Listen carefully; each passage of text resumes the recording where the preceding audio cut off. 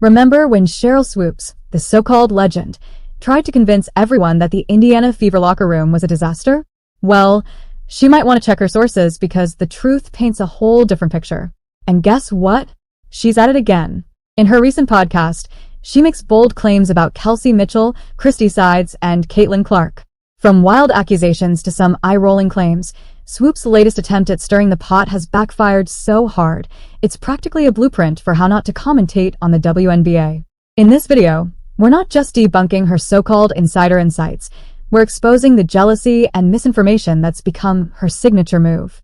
We'll share how the Indiana Fever have shut down these claims, making Swoopes look so detached from what's really happening. And spoiler alert, the real Fever story is full of laughs, team spirit, and the kind of energy that wins hearts. Stick around to see how a so-called legend became the joke of the WNBA in record time. Before we break it down, please don't forget to subscribe to the channel. Are you ready? Let's go!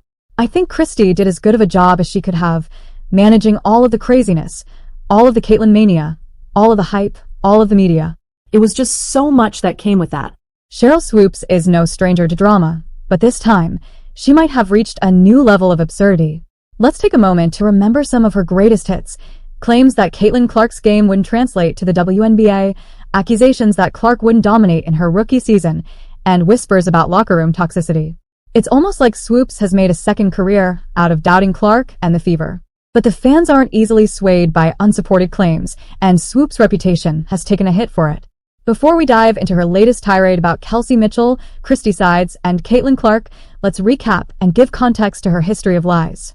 Remember when Swoopes boldly stated that there is a lot of toxicity going on and that other Fever players don't want to play in Indiana? Strong words, right? Except, here's the thing, Swoopes admitted she wasn't even in the locker room. Let that sink in. The source of her inside scoop? Social media.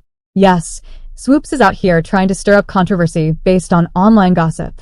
It's like she's become the WNBA's version of a tabloid writer, except less convincing and with fewer facts.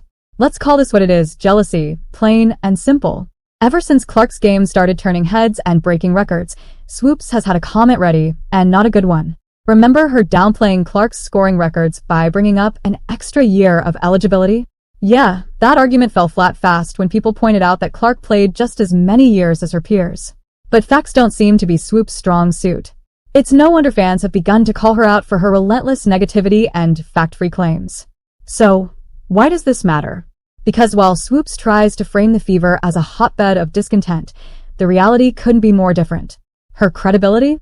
Let's just say it's dwindling faster than her claims hold up under scrutiny. In trying to tarnish the Fever's reputation, she's only managed to spotlight how out of touch she really is. The Fever's resilience and unity shine brighter than ever against the backdrop of these baseless accusations. If you think these are outrageous, we'll next break down Swoopes' next tirade, now aimed towards Kelsey Mitchell, Christy Sides, and, big surprise, Caitlin Clark. Thanks you.